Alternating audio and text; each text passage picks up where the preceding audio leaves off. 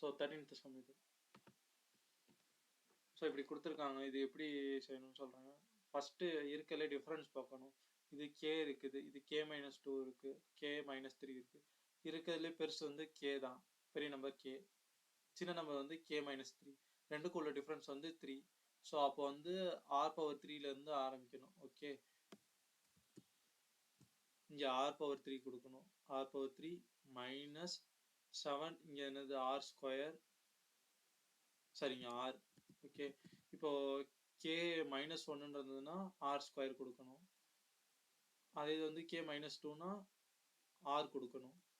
அது K-3னா அது வந்து கான்ஸ்டன்ட் டேர்ம். ஓகே, ஸோ இங்கே ரெண்டுக்கும் டிஃப்ரென்ஸ் வந்து R³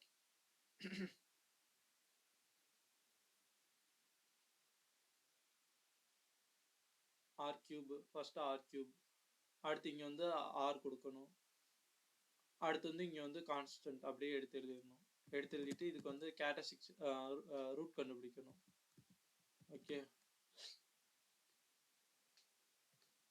இது ரூட் வந்து கால்குலேட்டரில் போட்டு தான் கண்டுபிடிக்கணும். அது எப்படி நான் சொல்லித்தரேன். அந்த கால்குலேட்டர் வீடியோ அப்லோட் பண்ணுறப்போ அதையும் சேர்த்து சொல்லிடுறேன். ஓகே, இதை கண்டுபிடிச்சா ரூட் வந்து இப்படி வந்து நிற்கும், 1 -3 2ன்னு. ஓகே, இதை என்ன பண்ணணும்னா d of k ஈக்குவல்ட்டுன்னு எடுத்து இங்கே எழுதிடணும். ஈக்குவல்ட்டு ஏன்னு ஒரு வேரியபிள் வச்சுக்கணும். இந்த இதை இங்கே போட்டுட்டு பவர் கே போடணும். அதே மாதிரி பின்னு ஒரு வேரியபிள் வச்சுக்கணும். இதை இங்கே போட்டுட்டு பவர் கே போடணும். சின்னு ஒரு வேரியபிள் வச்சுட்டு இங்கே போட்டுட்டு இது பவர் கேன்னு வைக்கணும். இதை ஈக்குவேஷன் 1ன்னு எடுத்து வச்சுக்கணும். ஓகே, அடுத்து நமக்கு கிவன் என்னது, d of 0. இங்கே கே இருக்கிற இடத்துல 0 அப்ளை பண்ணோம்னா ஆன்சர் வந்து 8ன்னு சொல்லியிருக்காங்க. அப்போ கே இருக்கிற இடத்துல எல்லாத்துலேயும் 0 அப்ளை பண்ணணும். இங்கே 0 வரும், இங்கே 0 வரும், இங்கே 0 வரும். எனிதிங் பவர் 0 1 வரும். அப்போ a + b + cன்னு வந்து நிற்கும். இது d of 0 என்னது, 8. ஓகே, அதை ஒரு ஈக்குவேஷன் எடுத்து எழுதிக்கிறோம். அடுத்து என்ன கொடுத்துருக்காங்க, d of 1 = 6. அப்போது கே இருக்க இடத்துலனா 1 அப்ளை பண்ணணும்னு சொல்லியிருக்காங்க. அப்போது இங்கே எல்லாத்துலேயும் வந்து 1 அப்ளை பண்ணணும். 1 1 1. அப்போ வந்து a - 3b + 2c = 6ன்னு வரும். வந்துருச்சா? அடுத்து வந்து அதே தான், 2 இருக்கிற இடத்துல வந்து கே இருக்கிற இடத்துல 2 அப்ளை பண்ணி லெஃப்ட் ஹேண்ட் சைடு 22ன்னு போகணும். வந்துருச்சா?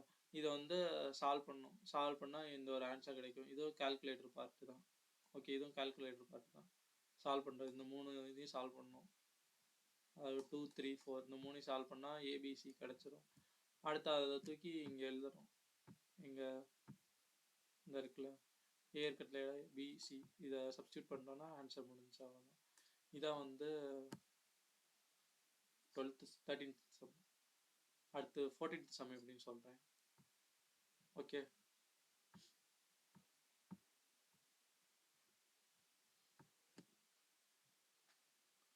இப்போது ரூட் வந்து டிஸ்டிங்க்டாக வந்துச்சுன்னா ஒரு நிமிஷம் அந்த ஒரு ஃபார்முலா சொல்கிறேன்.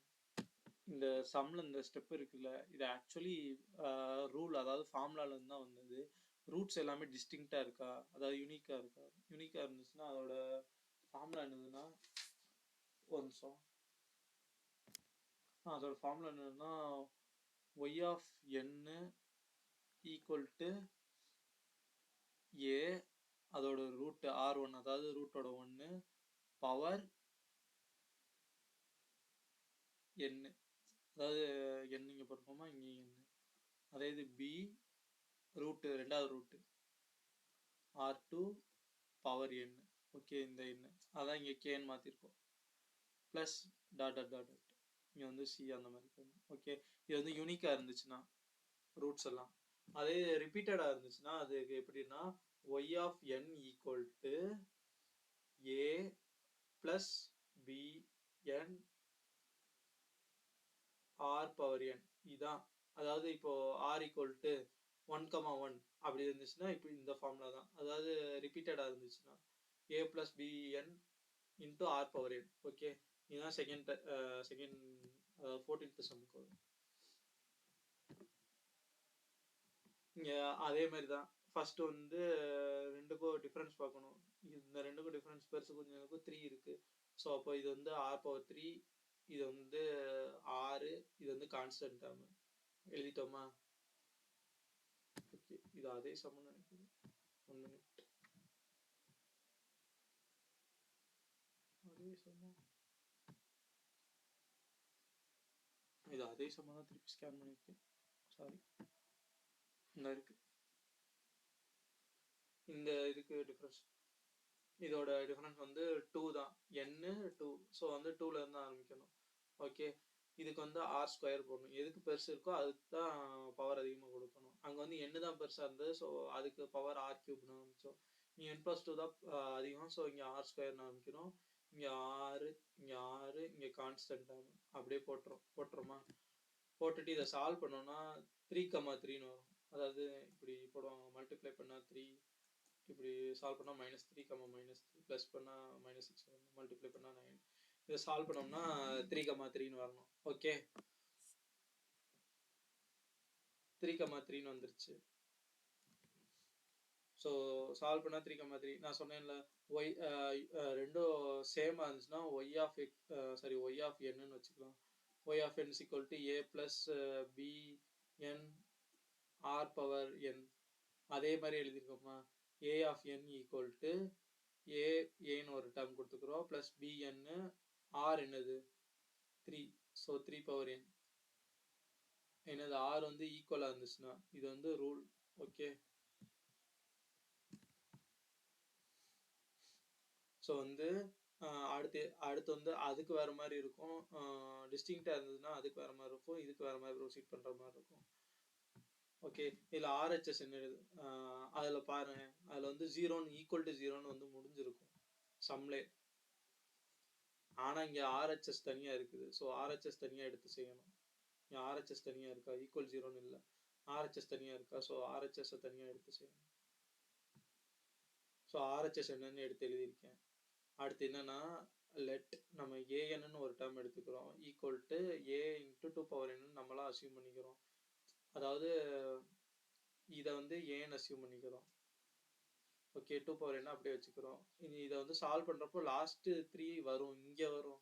எல்லாத்துக்கும் அதே மாதிரி வரணும்னு அவசியம் கிடையாது, எல்லா சமுக்கும் 3 தான் வந்து முடிக்கணும்னு அவசியம் கிடையாது.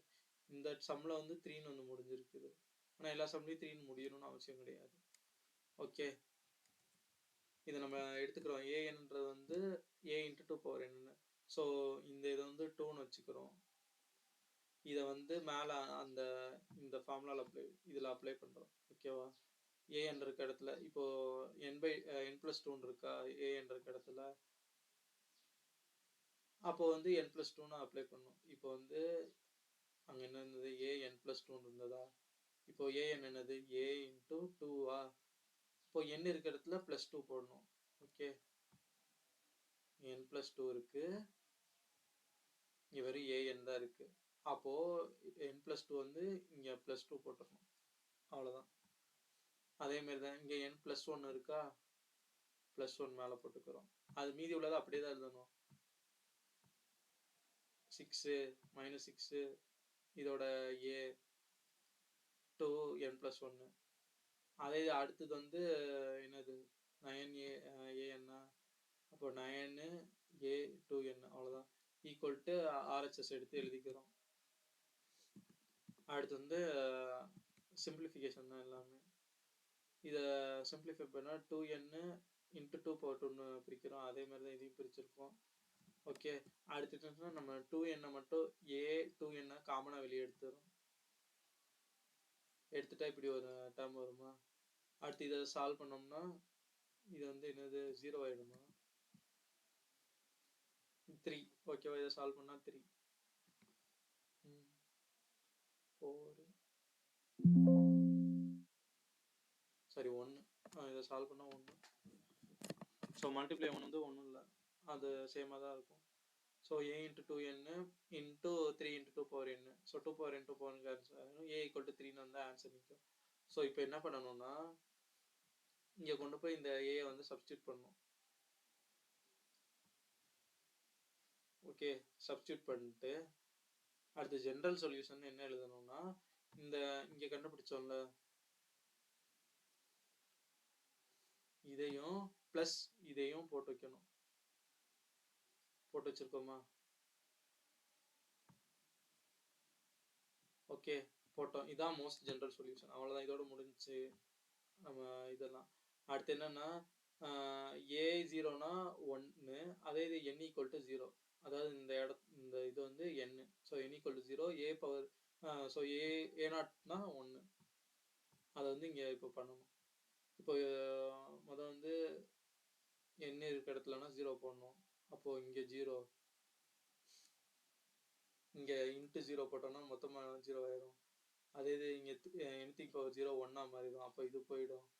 இங்கே anything பவர் 0 1 மாறிடும். ஸோ இது அப்படியே இப்படியே இருக்கும். நம்ம தான் இங்கே பார்த்தோமே இது equal to. Okay, a power 0னா என்னது 1. So 1 equal to a plus 3 இருக்கும். அப்போ ஏவோட வேல்யூ இங்கே கண்டுபிடிச்சி வச்சுருக்கோம். அவ்வளோதான், முடிஞ்சிச்சு. ஓகே, அதே இது ரெண்டாவது என்ன கொடுத்துருக்காங்க, ஏ பவர் 1னா 4. அப்போ n இருக்க இடத்துல 1 போடணும். அப்போ right hand side left hand side 4 வந்துடும். n இருக்க இடத்துலனா 1 போட்டால் இப்படி ஒரு ஆன்சர் கிடைக்கும். அப்போ நமக்கு என்ன பி கிடச்சிரும். ஓகே, இங்கே வச்சு ஏ கிடச்சிருச்சு, இங்கே வச்சு பி கிடச்சிருச்சு. அப்போது மோஸ்ட் ஜென்ரல் சொல்யூஷனில் கொண்டு போய் அப்ளை பண்ண போகிறோம். ஏ இருக்க இடத்துல ஏ, பி இருக்க இடத்துல பி. அப்ளை பண்ணியிருக்கேன்னா அவ்வளோதான், ஆன்சர் முடிஞ்சிச்சு.